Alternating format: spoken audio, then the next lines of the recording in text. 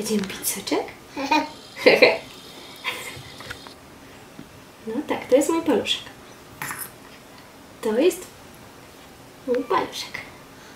Powolutku. O, już się krzywisz? A musisz sobie ćwuknąć. Nie ma tak łatwo.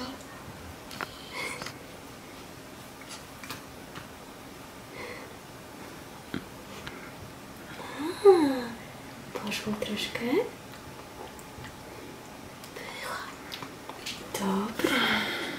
No, jeszcze?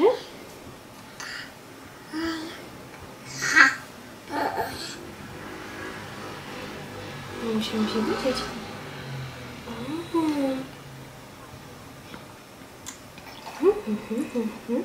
Bardzo dobre.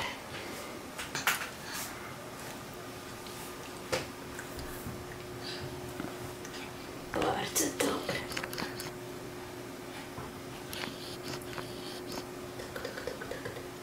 Sam byś już chciał?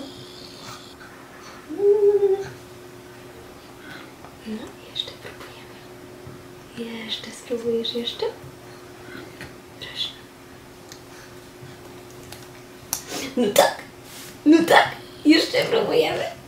No. I się skończyło, że się pochlapaliśmy. Rozchlepiemy, zamiast do buzi, to porozchlepujemy, proszę. Próbuj, opieramy. Tak.